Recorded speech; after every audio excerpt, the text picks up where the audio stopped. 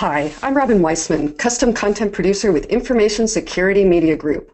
Welcome to today's webinar titled, Assessing Your IoT Security Strategy and What Gaps You May Uncover, featuring Ty Powers, Technical Product Manager at Great Bay Software, and Manish Rai, Vice President of Products and Marketing, Great Bay Software.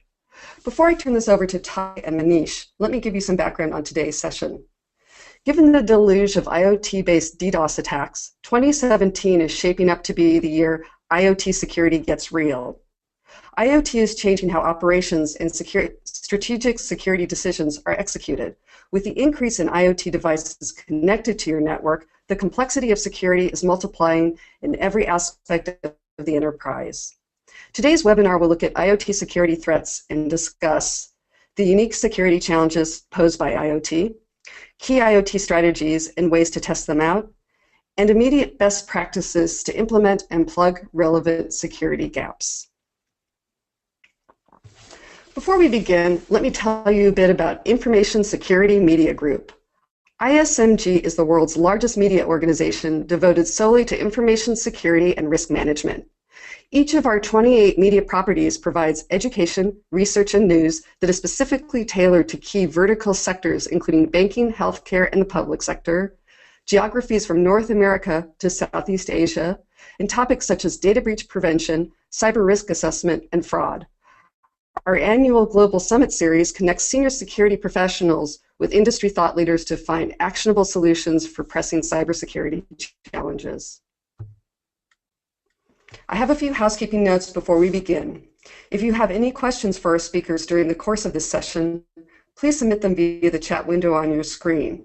And should you experience any technical issues while viewing today's webinar, please dial extension 115 for technical support. In addition, I'd like to emphasize that the content being presented in today's webinar is copyrighted material and is meant for today's session and individual study purposes only. If you or your organization would like to use the information presented in today's session, or are looking for customized training education, please contact us. Now let me take a moment to introduce our sponsor today, Great Bay Software. Great Bay Software provides organizations complete real-time visibility and control over all devices on the most complex of global networks. Great Bay Software's warehouse of context serves as the industry's richest repository of real-time information on all managed and unmanaged endpoints. Security and IT operations teams use Great Bay's easy-to-deploy, agentless solution to continuously discover, monitor, and enforce access policies on every endpoint, which is critical given that 2/3 of an organization's devices, including printers and IoT-based devices, are typically unmanaged. Great Bay's unprecedented speed, scale, and simplicity gives organizations the power to more effectively protect against modern-day threats, simplify regulatory compliance, and streamline operations. Learn more about Great Bay Software at www.greatbaysoftware.com. It's my privilege to introduce Manish Rai, Vice President of Products and Marketing, Great Bay Software, and Ty Powers, Technical Product Manager, also at Great Bay Software. Manish is a Silicon Valley veteran with more than 15 years of experience in creating and bringing to market industry-leading technology solutions spanning security, mobility, and SaaS. He was previously Vice President of Corporate Marketing at Meru Networks, a publicly listed company that was acquired by Fortinet. Prior to Meru, Manish helped drive rapid growth for mobility solutions at Aruba Networks and held various positions at Motorola, Symbol Technologies, eGain, and Booz Allen Hamilton. Ty has been working in the information security and technology industry for more than 19 years. Ty has specialized in all phases of network security, from planning and scaling architecture to the implementation and deployment of key network security solutions. With experience ranging from helping the largest Fortune 15 organizations to helping small and medium-sized businesses strengthen their network security, Ty has a unique understanding of the different security challenges organizations face. It's my pleasure now to turn this over to Manish and Ty. Thank you both for your time today. Thank you, Robin. So today we're going to talk about 4 things. 1, we'll discuss the unique security challenges posed by IoT. Second, we'll talk about the recent IoT Security Survey results. The survey was conducted by Great Bay Software. We'll explore different IoT security strategies. And finally, we'll look at best practices to plug security gaps that you might have in when it comes to IoT security. So in the last couple of years, many analysts have talked about the huge influx of IoT devices that we can expect. And one of the numbers that has been often cited is Gartner's prediction that there'll be close to 21 billion IoT devices by the year 2020. Although a large number of them would be in the consumer space, more than a third of them will end up in enterprises. Some of them will be used across all enterprises to solve problems like energy efficiency, for physical security and building automation. But there will be vertical specific use cases also, and there'll be tremendous adoption that is predicted in some verticals like manufacturing, wholesale trade, utilities, and transportation, and government, to speak of a few. So now let's look at what has been happening in IoT from a security perspective.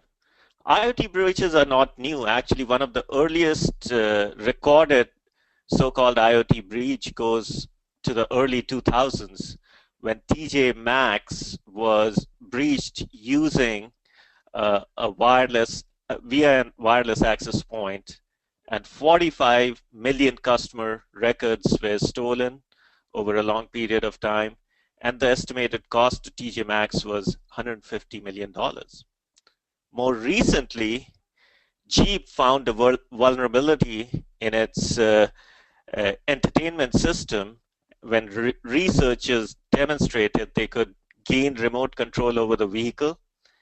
It resulted in a very large 1.4 million vehicle recall. If you look at some of the breaches, I think it's not just the cost in terms of customer data and the brand reputation. I think IoT breaches can have serious implication in terms of safety to employees, as we saw some of the well-publicized cases of a German steel mill meltdown resulting from an IoT breach. There was also a breach in Ukraine where a nuclear facility and the power grid was attacked, and so you can have a very serious implication from some of these IoT breaches. If you look at the healthcare industry, the researchers have been highlighting how many of the Internet of Medical Things that are commonly used in the hospital have severe vulnerabilities as well, right? Researchers have demonstrated how easy it is to hack some of the popular infusion pumps that are widely used, as well as MRI machines, and these have been well publicized in the industry. But the event that seems to have really brought the threat to the forefront and made the threat real was the recent DDoS attacks that took place in September. It started with attacks on a blog site, Krebs on Security. What the perpetrators did was they used a botnet called Mirai botnet to infect nearly 150,000 devices with poor inbuilt security on the internet, and use these devices to launch a targeted distributed denial of service attack, which reached an order of magnitude higher in terms of volume of traffic targeted at the site. It peaked at 623 gigabits per second. And this resulted in Akamai ending up dropping Krebs on Security website, which it was hosting on a pro bono basis. But this was just a precursor.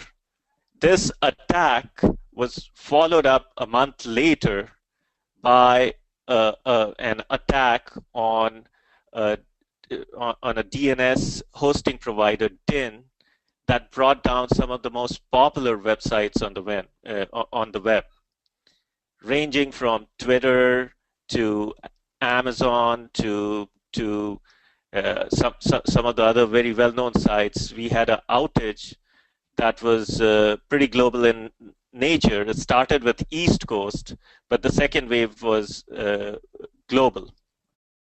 Now let's look at some of the reasons for these IoT vulnerabilities. And there are several reasons for it. Number one is that the device manufacturers have been focused on solving business problems, and security has been an afterthought. They've been focused on driving the price points to the point where they can address a business problem cost effectively and lead to cost savings or increase in productivity for the line of business. This often leads to severe resource constraints on the IoT devices, and that leads to trade-offs. Often security is compromised in the process. These devices have limited or no patching ability. They often do not support third-party security agents, and they have been known to communicate in the clear. And some of the devices have hard-coded built-in backdoors and default passwords that were exploited by the Mirai botnet recently. So this makes it for a very dangerous situation, and this threat has been underestimated. And we found that in the survey that we recently conducted before the DDoS attacks. Our survey near the middle of the year covered about 100 enterprise network professionals, and we asked a series of questions around IoT. And the key takeaway for us from this was that although 42% of the people who were surveyed felt that IoT devices posed a risk to them in 2016, 71% or 2/3 of them had no near-term plans to monitor these IoT and classify these devices in real time. That shows you, even though nearly half of them were concerned about IoT security, more than 2/3 of them did not have any plans. And we see that as a gap. I believe that the recent DDoS attacks on the internet have raised a profile, and we'll see a change in this attitude in 2017, and we'll be following up with a new survey, and we'll be sharing those findings with you in the near future. So with that, I would like to hand over the baton to my colleague Ty Powers to talk about strategies and best practices for addressing IoT security. Thank you, Manish, and thank you everybody for your time today. So, those are definitely some staggering numbers that clearly indicate that there's a significant problem. So, really I find myself kind of scratching my head, sort of thinking about where do we go from here? What do we do? Well, there's a number of different things. And over the next several slides, we're going to talk a little bit about, things that we can do to implement an IoT security strategy, and then also get into some of the best practices that we can employ to, make sure that the business remains protected as we adopt some of these new technologies. These are not to be thought of as a complete list, but really things that can form the foundations from which we can continue to build upon and evolve in order to make sure that we're keeping up with the industry. So, the first thing that we need to look at is, what is our IoT security strategy, and what are the building blocks for that strategy? So there are some simple things that we can do to, again, to create that foundation. The first of which is we have to create cross-functional teams. So if you look at the IoT devices and the reasons that they're deployed, the whole concept of IoT definitely crosses some of the boundaries that have been put in place over a number of years. We need to create this cohesive team that covers personnel in all areas of the business. We've got to make sure that we're including the IT infrastructure folks. Information security folks are critical. but we also have to make sure that we're creating a team that has, the business unit representatives as well.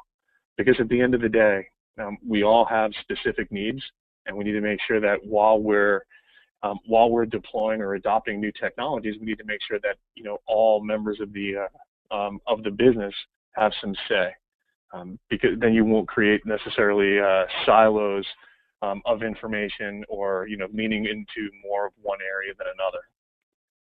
The next one is really this notion of creating, implementing, and documenting policies and procedures around new device adoption. These devices are very much out of the realm of what I'll call tradition. As we've deployed devices in the past, things that are now fitting into the IoT umbrella beforehand were things like IT phones and printers. Some very predictable devices. We knew how they needed to be deployed. We knew how they were going to be used, and therefore we knew how to make sure that we remained protected while we deployed them. Now, as we look further and deeper into the IoT space, these devices are coming in all sorts of shapes and sizes for all different business uses. So really, what we need to do is we need to make sure that we've created and are enforcing this notion of an endpoint certification and validation process. What are the things that we're going to look for before determining that these types of devices are going to be allowed on the network? We need to make sure that we understand the risks that they pose and the business uses and processes that they will potentially fill, and in order to better understand whether or not it makes sense for the environment, whether or not it makes sense for the business. So really knowing the risks and weighing them against all the benefits and making a more educated decision as to whether or not that device or that type of device really makes sense for the environment. The next piece is very much around the configuration of those devices. So it's imperative that we create minimum security baselines or MSBs. The gap that these policies provide is really defining a set of configuration guidelines that end users or the business units or the teams that actually own and are deploying these devices can follow in order to make sure that they're doing the right thing. It's imperative that that these MSBs are created with input across those functional borders as well, because as a security professional, I can take a very rigid stance against certain protocol usage and whatnot, but at the end of the day, the input from the business and the input from the infrastructure teams, may define areas where I need to be a little less rigid and maybe a little bit more gray. So there's no hard stance on what's right and wrong, because there needs to be the input across those other areas as well. The next part is really creating a testing and governance team. So if you think about defining MSBs and defining implementation policies and procedures around new devices and whatnot, those things are great, but they're not going to do anything to increase the security landscape if there's no process or team deployed to validate and essentially making sure that they're followed, but also that they're working properly. Anytime we deploy, any sort of or implement any sort of policy or procedure, it's got to be an evolution of sorts. We're not able to just create those and call them done in one round or in one phase. There has to be a bit of an evolution, or else you're creating process and procedures in a bit of a vacuum without understanding how that impacts the business and how the business might need to drive maybe a different adoption of those policies. So as we continue to look at the IoT security strategy, one thought process is really to make sure that we're being part of the solution and not part of the problem. We've got to make sure that we're protecting ourselves, but there's a certain amount of ownership that we need to take in regards to making sure that we're not allowing things to propagate outside of our environment as well. So we've always had a very strong stance on making sure that the business is protected from the outside in, but we need to make sure that we don't have devices on the infrastructure that are potentially capable of participating in those same types of attacks that Manish was talking about earlier. So when we build all this, we really need to think about, we need to be able to constantly answer some very significant in some ways, very simple questions like the ones on this slide. We need to know, what's on my network? We need to know how long it's been there. Has it moved? Is it supposed to move? Is it a device that I expect to always be in one place? Should it be connected wired or wirelessly? Why is it on the network? What do I know about that device? Who's deployed it? Who has ownership of it? What is it doing? We know why it's deployed, but how is it behaving? Is it behaving in a way that I expect? Is it behaving in a way that's unexpected? And lastly, all of these things combined is, do I trust it? Should I trust it? If you look at the excuse me, at the graphic to the right, this is information that I obtained from Imperva Inc. So, they ran basically a scanner, if you will, to identify devices that were potentially Mirai infected. And these devices were spotted in 164 countries. So that's staggering. And that plays very much into the first part of this, where we need to make sure that we're doing everything we can to not propagate these types of problems. It's one thing to protect the business, but we need to make sure that we're not participating in things that we shouldn't be participating in as well. So making sure that knowledge is there. So what are some things that we can actually do in support of the IoT security strategy? So again, this is a partial list of some of the industry best practices that we should look to in order to make sure that we're protecting ourselves. So the first is very much in line with the policies and procedures and really the actions.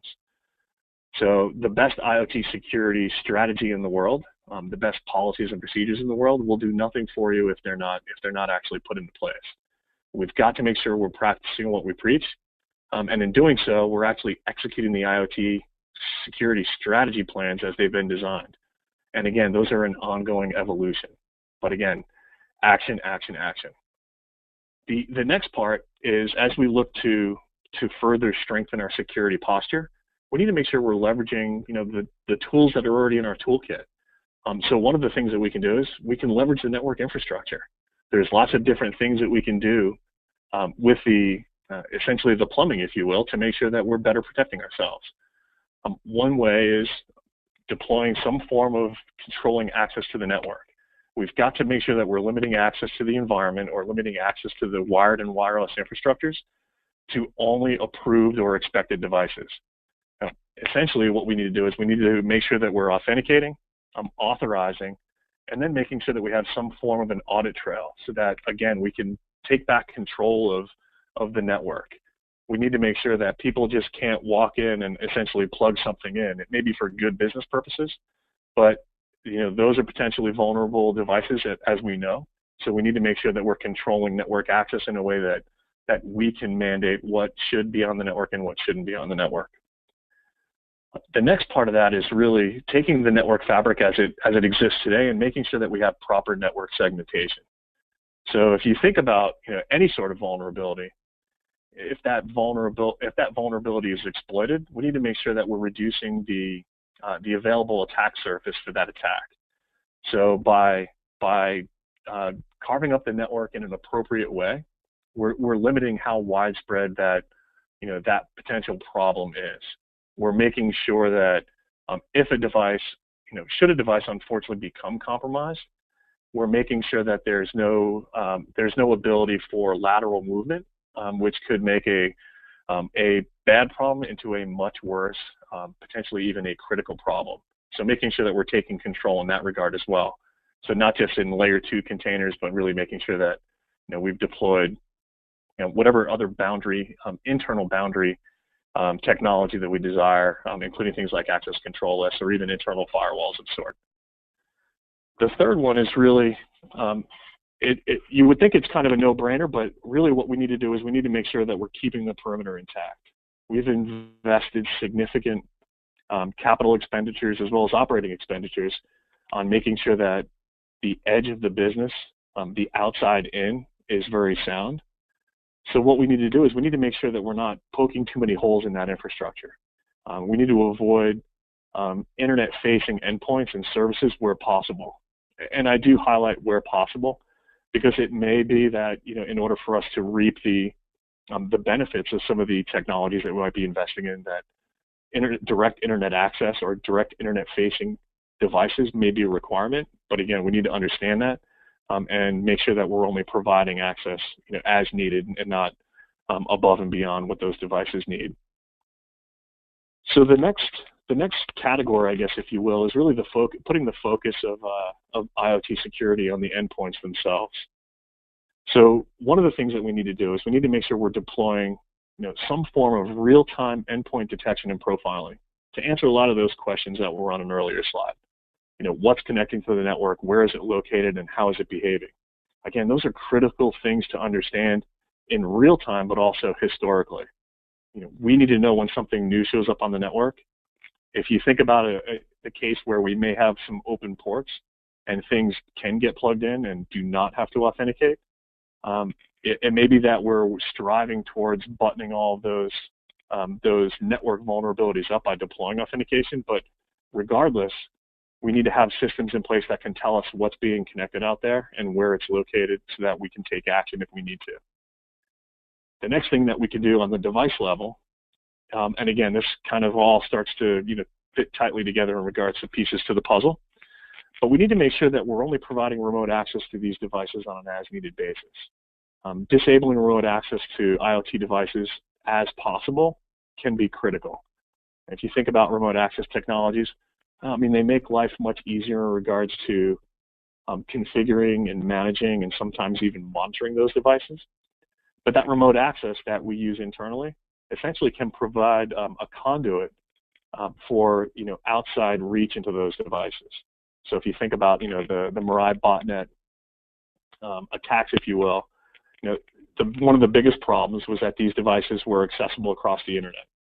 So again, making sure that we're only offering up the level of access that is required to those devices in order for us to effectively manage them, but not giving too much access to the devices where we could essentially be leaving ourselves very, very vulnerable.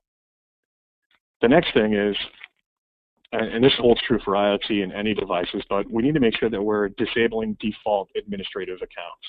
And we need to make sure that any default credentials that are deployed on a device or that ship on a device are either disabled or at a minimum the passwords are changed really before those devices are even allowed to communicate on the network.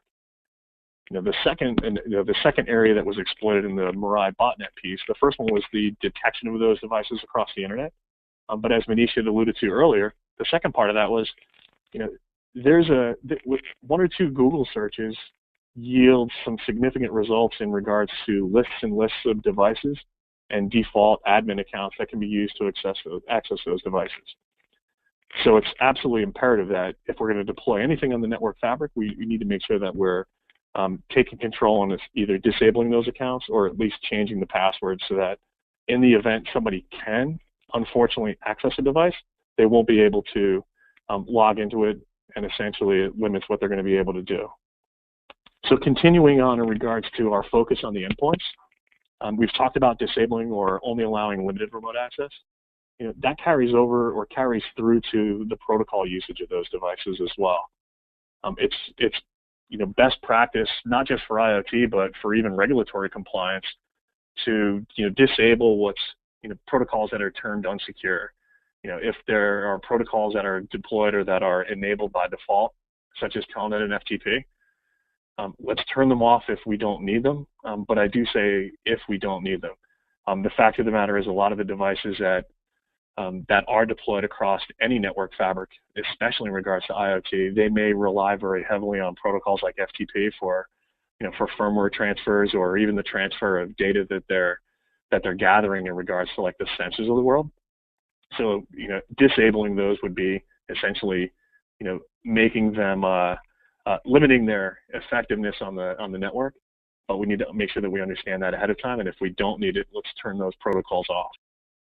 The next one is a very interesting one, and that's making sure that if protocols are utilized for remote access or accessing those devices, and they're required, let's make sure that those ports remain open. An interesting byproduct of recent attacks, as devices were compromised, they were essentially employed to participate in those distributed denial of service attacks. But one of the byproducts is that remote access was also disabled, and the reason being was it made them much harder to remediate the issue. So if you've got thousands of devices deployed across the network fabric, and suddenly you're not able to access those across even secure protocols like SSH, then that makes the remediation aspect of it a much more heavy-handed approach. And of course, the last one, it's probably one of the most obvious, but it's one area that may not be possible at all, and that's in regards to patch levels. We've got to make sure that we're patching early and we're patching often. The reason that I highlighted that it's not always possible is that a lot of the devices that are being deployed, again, in the race to get to market first or early, some things are essentially lagging behind, and in some of the cases, the lagging behind is actually for things like firmware versions. So as part of the initial certification process, some interesting checks might be to make sure that to check the frequency of patches that the manufacturer is able to offer, but also making sure that for devices that we have deployed, we've got to make sure that we're on the manufacturer's website often and making sure that we're doing everything we can to stay up to date with code. And it's important to understand what's in that code as well, because it may be critical vulnerabilities that are being patched, or it could be a very lightweight upgrade that maybe just adds some new functionality. So patch early, patch often, but again, understand that it's not something that's always going to be possible, but due diligence comes first, and we need to make sure that we're following it. And with that, I'll thank you everybody for their time, and I'll hand it back to my colleague Manish. Thank you, Ty, for sharing some of the best practices over there. And to help you achieve a good security posture for your IoT devices, GradeBay definitely has a product that could help you on that journey. GradeBay's Beacon Endpoint Profiler is an industry-leading tool for, number one, providing you visibility on every device that's connected to your network. If, for instance, somebody in your company brings in a new IoT devices that they have received over Christmas and plugs it into your network or connects to your Wi-Fi network, we'll be able to detect it within seconds, but more importantly, tell you what it is. Is it a connected coffee machine, or one of the devices that potentially was used with known vulnerabilities that was used in the recent Mirai botnet attack, a security camera? So what it is, we can tell you what it is within a matter of seconds. We can discover today devices that are connected to wired or wireless networks, and we are building integrations with leading IoT gateways, so in future we can also share with you devices that might be on other types of network. The next step we can help is in terms of onboarding these devices and enforcing some of your access policies right at the time when a new device is detected. We can help you authenticate the device not just based on its MAC address, but establish trust based on profile of the device, and more important, help you achieve micro-segmentation where you can segment the device and limit your risk in terms of one of the very common ways hackers try to penetrate the network is to find a vulnerable device and impersonate it, get onto the network, and then move laterally through the network. So through micro-segmentation, you can limit what they can access and where they can go if they breach a device. Once a device is on the network, we continuously monitor all the connected devices for unusual behavior. We look for things like change in identity. If a device that was a Nest thermostat is suddenly behaving like a Windows laptop, that's a flag. Or an IoT device suddenly is trying to establish a SSH, Telnet, or FTP session to transfer large volumes of data, that could be another thing that can trigger it. And finally, when we detect any unusual behavior, we can enforce policies. It could be as simple as alerting somebody about discovering unusual behavior, to quarantining the device, and finally even blocking the device from further network access. So with that, we would conclude this session and move on to Q&A session for the webinar. Thank you so much, Ty and Manish, for your time and insight. I think we've all gotten the importance of developing IoT security strategies are so important and some of the best practices for implementing them. We now have time to take some questions from the audience. Some of you have already submitted questions, so we'll start with those. But before we do, a reminder, if you have any questions for either Manish or Ty, please submit them now via the chat window on your screen. We won't be able to get to every question in our time today, but for those we don't answer today, we will get a response back to you via email. That said, questions are coming in now. The first question I have is, can you provide examples of IoT scenarios in the financial services industry and the related challenges? That's a great question. Actually, we have a fairly strong presence in financial services. We have many customers, and one of the scenarios we heard one of the bankers speak recently was that often the branches, they have their own budget to purchase some of the items in the branch, and recently they bought a connected coffee machine when the coffee machine broke down and plugged it into the network. Luckily, the bank was able to discover that device as an unauthorized device. They didn't know it was a coffee mug, and they were able to prevent permanent damage. But what we are beginning to see is that typically enterprises don't have policies in place when it comes to buying certain classes of equipment. And more of this equipment that is being purchased independently now is getting connected to the network. So the policies need to evolve where these kind of purchases actually can be assessed for security before those assets make it into the enterprise. Ty, you have anything to add to that?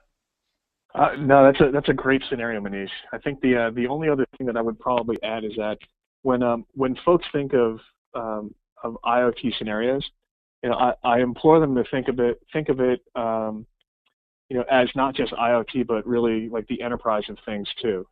So the IoT tsunami is very much devices that that are definitely deployed for all sorts of business reasons, and in many cases require internet connectivity of some sort.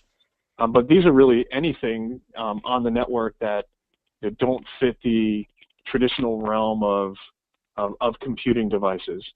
So in the financial services industry, there are all sorts of devices that are out of that norm, I guess, if you will.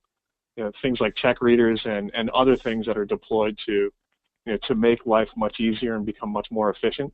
Those are things that we need to be aware of in real time and make sure that we're monitoring for changes in behavior or identity that could be very much indicative of a problem. Great.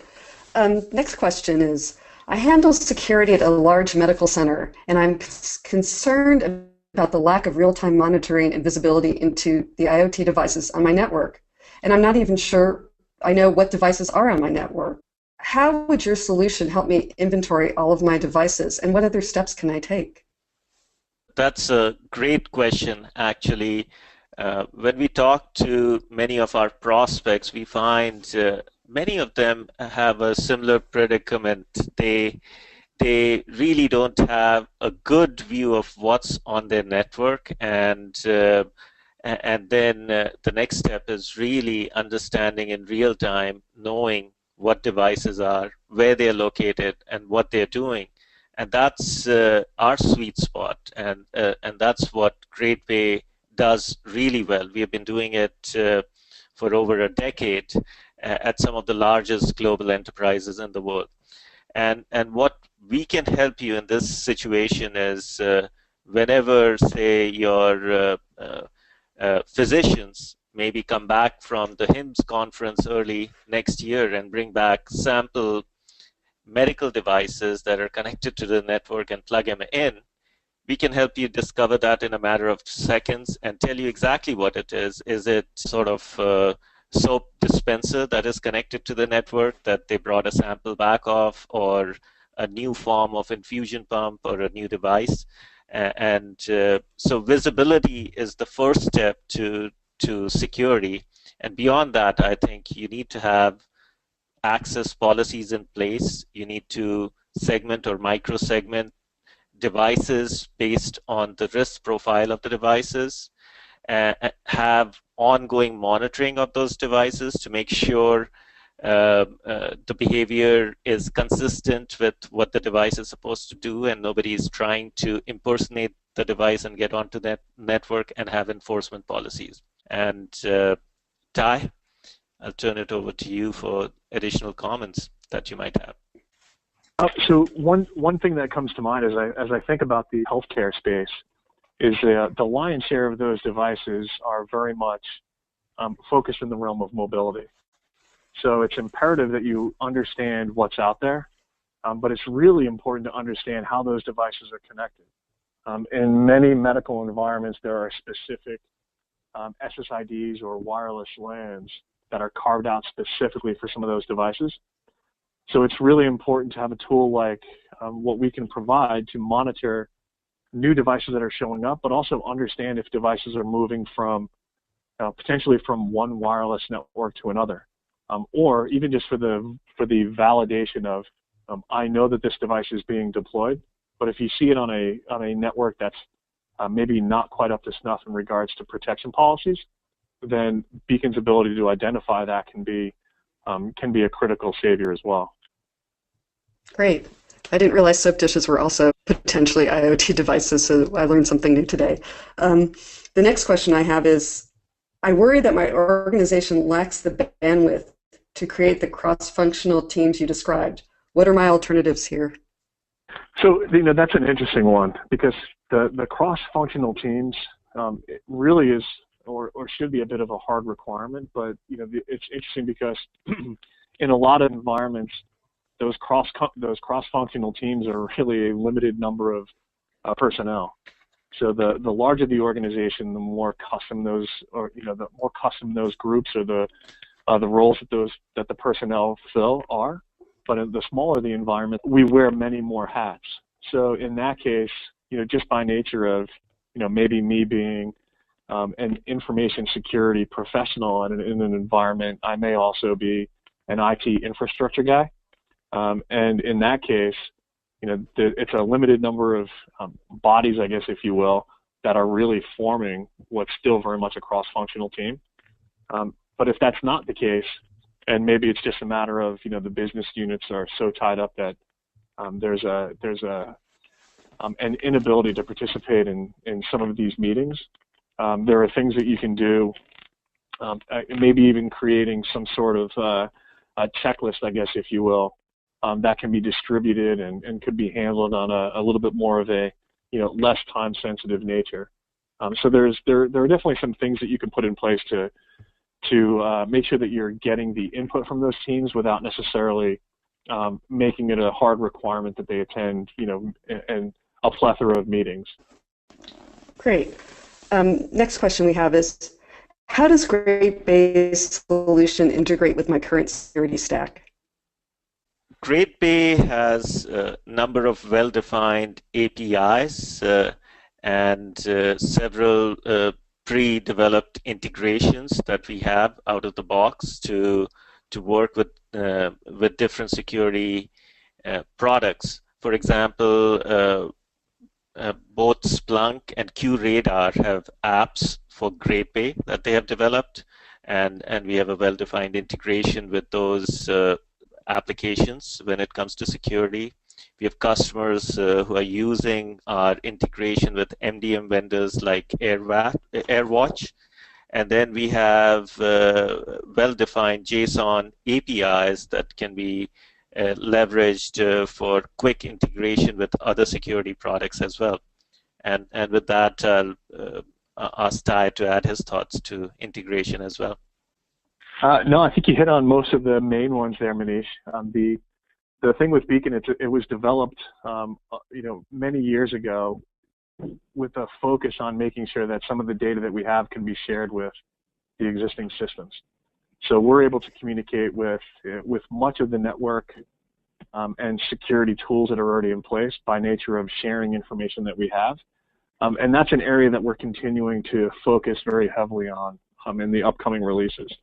So the APIs that Manish had mentioned, that's an area where we're going to make Beacon a much more open platform for both our ability to ingest data from other sources, because not all data that we can use is easily seen based on the techniques that we use. So there's lots of information that may be already put into information silos, because we're constantly throwing tools or point products at specific problems. So we're very much working on enough of a open fabric where we can continue to ingest data from multiple sources, but we can also share information across multiple sources to create a much more information sharing scenario rather than having all of these silos of data. So we're focused more on, we call it, more of the see all, the know all, but also the enhance all, being able to augment the data that you already have in these other systems as well. We have time for a few more questions, but just a reminder, if you have any questions for Ty or Manish, please submit them now via the chat window on your screen. And again, for any question we don't answer today, we will get a response back to you via email. Next question. Going forward, what can I do to bake in security into my current IoT devices or my future IoT devices? Manisha, if you don't mind, I'll jump into that one. The hard, cold answer to the question is that there may be nothing that you can do to change or bake in additional security into the device itself. The fact of the matter is, depending on the environment, you may not have the ability to strengthen the device's security posture by changing the device itself. But that doesn't mean that you're stuck and can't do anything. In that regard, what I would do is I would focus much more on the environment as a whole and make sure that you're enhancing the ability to understand behaviors of other devices communicating, with those devices, but also understanding and strengthening the ability to detect when these devices show up and where they're located. The unfortunate thing is, again, depending on the environment, especially things like the medical devices, there are strict guidelines to keep us from making too many changes to those devices. So in that case, our hands are tied on that side, but there's lots that you can do by essentially flipping the lens and looking at it from other angles instead of at the device level itself. Okay, next question. How does Great Bay let you know when something is amiss? Do you provide alerts based on thresholds? Does it automate certain processes? And if so, please offer some examples. So Great Bay leverages an artificial intelligence expert system-based profiling engine. So it collects data from dozens of different sources and ingests and correlates information from various sources. We look at hundreds of attributes on every device to really separate the wheat from the chaff. And really figure out what are really actionable items that need to bubble up. And we talked about, we look for, we have pre-configured rules that look for certain patterns of behavior that could indicate a potential intrusion attempt, such as change in identity of a device. That could be a serious matter. If a device that was looking like an infusion pump looks like a Mac laptop, that's when we'll alert somebody.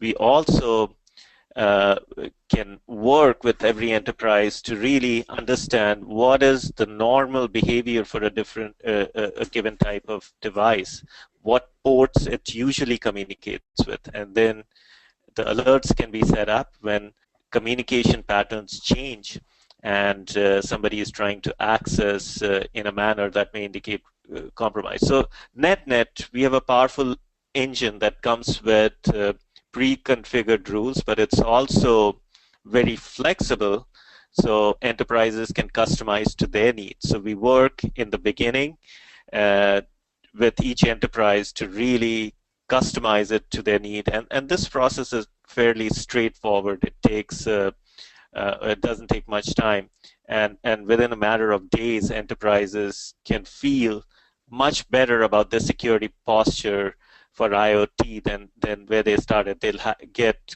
complete visibility on what's connected to the network, and they will have rules in place when policies are violated, then an alert can be sent or devices can be blocked. And with that, I'll pass it on to Ty for additional comments. No, that's great, Manish. That was a very comprehensive overview of the alerting that we have in place. The fact of the matter is, when Beacon detects something that our customers want to be alerted on, the delivery methods are, really we can send that information out to anything that supports syslog or even SNMP traps. So it's very common for us to send, critical information that we detect off to, via syslog to existing SIMs, like the Q radars and Splunks of the world, or even sending SNMP traps off to network management platforms. Again, this kind of goes back to what we're seeing out in the marketplace is there are a lot of different tools, so we kept it very broad and chose some industry standard protocols that would allow us to send that information virtually anywhere. Great. Getting close to the hour mark, so here's one last question for you guys. Someone asks, how may I get access to the survey you mentioned earlier in the broadcast? Great question. We plan on publishing the results of the survey on our website, but if you will be able to download from our website, but another way you can request the results of the surveys by sending an email to info@greatbaysoftware.com, and we'll be happy to share the full results with you. Great. I'll be sending you an email shortly. In any event, that's all the time we have for today's Q&A. Once again, Manish and Ty, thank you so much for your presentation today and for taking time to answer these many questions. I also want to thank our many attendees for taking time out of their day to attend this session. We hope to see you again at one of our upcoming events. For Information Security Media Group, I'm Ron Weissman. Thank you for attending.